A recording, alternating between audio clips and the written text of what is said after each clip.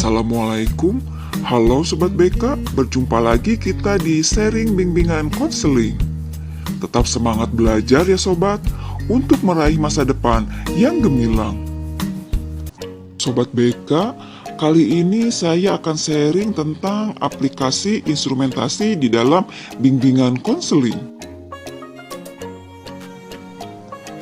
Sobat BK, dalam pemberian layanan bimbingan konseling harus didasari pada pemahaman terhadap peserta didik.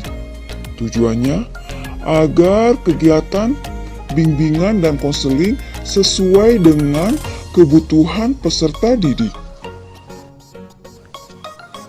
Untuk memahami peserta didik, perlu dilakukan pengumpulan data dengan menggunakan aplikasi instrumentasi. Aplikasi instrumentasi dapat dikelompokkan menjadi tes dan non-tes. Teknik tes merupakan teknik untuk memahami individu dengan menggunakan instrumen tes terstandar. Guru bimbingan konseling atau konselor yang telah memiliki lisensi melalui pelatihan sertifikasi tes, misalnya yang diselenggarakan oleh Universitas Negeri Malang, bekerja sama dengan Apkin, dapat melakukan tes menggunakan instrumen yang telah dipelajari. Guru bimbingan konseling atau konselor hendaknya mampu memahami hasil tes, menginterpretasikan, dan menyusun rekomendasi berdasarkan hasil tes. Hasil tes yang lazim digunakan untuk keperluan bimbingan konseling antara lain hasil tes kecerdasan, tes bakat, tes minat, tes kepribadian, tes kreativitas, dan tes prestasi belajar. Guru bimbingan konseling atau konselor hendaknya dapat memanfaatkan hasil tes untuk keperluan kegiatan bimbingan konseling. Teknik non-tes merupakan teknik untuk memahami individu dengan menggunakan instrumen yang terstandar dan tidak standar. Guru bimbingan konseling atau konselor dapat menggunakan instrumen non-tes yang telah terstandar, misalnya ITP, AUM, DCM, atau instrumen yang dikembangkan sendiri seperti instrumen motivasi belajar, sosiometri, identifikasi masalah-masalah, baik itu masalah pribadi, sosial, belajar, karir, dan tingkat stres. Untuk menyusun instrumen non-tes, ini ditempuh langkah-langkah sebagai berikut. Yang pertama, menetapkan tujuan pengungkapan data pribadi peserta didik. Menentukan aspek dan atau dimensi yang akan kita ukur.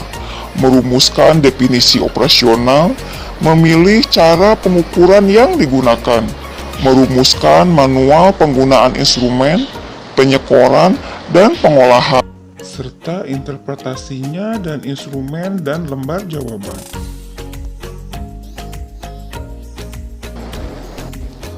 Pemanfaatan data hasil asesmen melalui aplikasi instrumentasi untuk memahami peserta didik. Data hasil pemahaman terhadap karakteristik peserta didik melalui aplikasi instrumentasi dapat digunakan oleh guru bimbingan konseling atau konselor untuk yang pertama, membuat profil individual setiap peserta didik.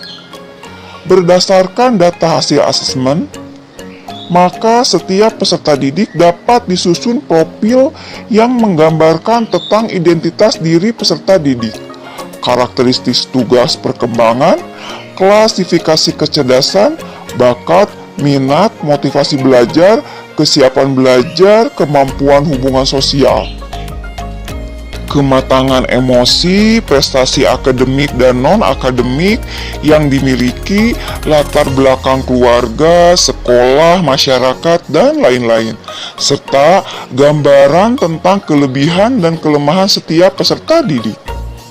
Yang kedua, membuat profil kelas. Berdasarkan data individual peserta didik tersebut, maka dikembangkan profil kelas, sehingga setiap kelas memiliki profilnya sendiri-sendiri. Profil sebaiknya dituangkan ke dalam bentuk matrik, misalnya dalam format landscape, Excel, atau dalam bentuk grafik, sehingga semua data dapat dimasukkan. Dengan profil kelas ini dapat diketahui kedudukan peserta didik dalam kelasnya. Profil akan menggambarkan variasi kebutuhan layanan bimbingan konseling yang meliputi bimbingan konseling bidang pribadi, bidang sosial, bidang belajar, dan bidang karir. Yang ketiga, menyusun rancangan program layanan bimbingan konseling. Berdasarkan profil individual dan kelas, disusun rancangan program layanan bimbingan konseling. Aktivitas bimbingan konseling dirancang untuk dilakukan oleh guru bimbingan konseling dengan berkolaborasi dengan staf sekolah lainnya, terutama guru kelas. Rancangan program menjadi panduan bagi guru bimbingan konseling untuk melaksanakan layanan bimbingan konseling.